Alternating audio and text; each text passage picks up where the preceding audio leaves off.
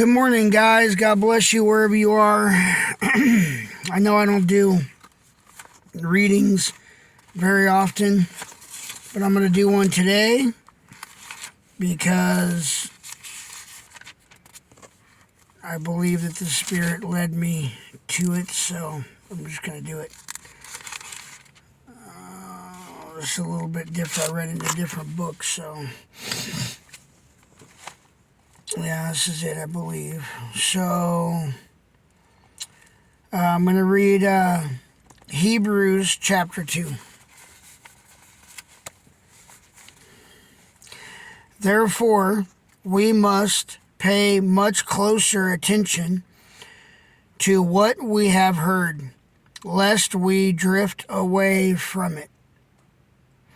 For since the message declared by angels proved to be reliable, and every transgression or disobedience received a just retribution, how shall we escape if we neglect such a great salvation?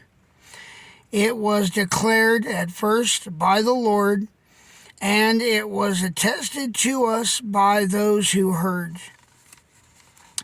while God also bore witness by signs and wonders and various miracles and by gifts of the Holy Spirit distributed according to his will.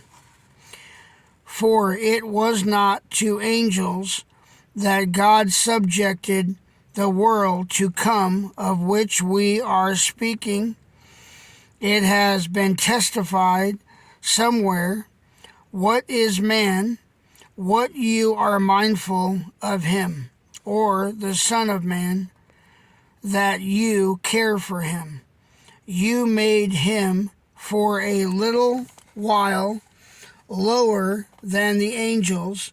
You have crowned him with glory and honor, putting everything in subjection under his feet. Now, in putting everything in subjection to him, he left nothing outside his control.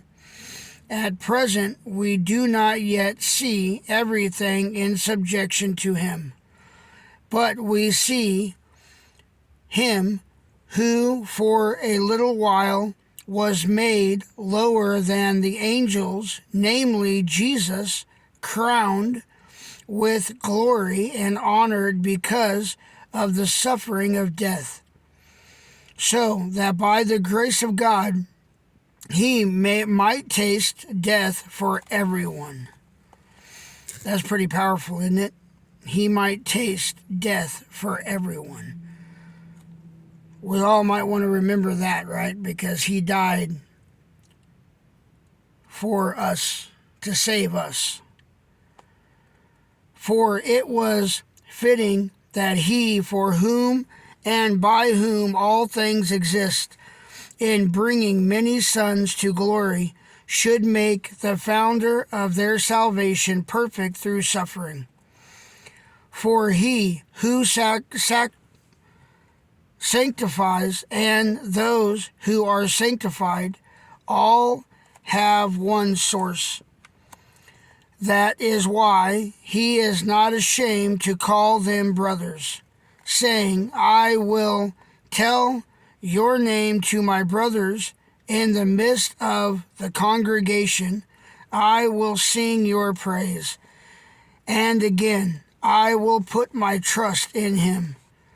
And again, behold, I and the children God has given me. Since therefore the children share in flesh and blood, he himself likewise partook of the same things, that through death he might destroy the one who has the power of death, that is, the devil, and deliver all those who, through fear of death, were subject to lifelong slavery.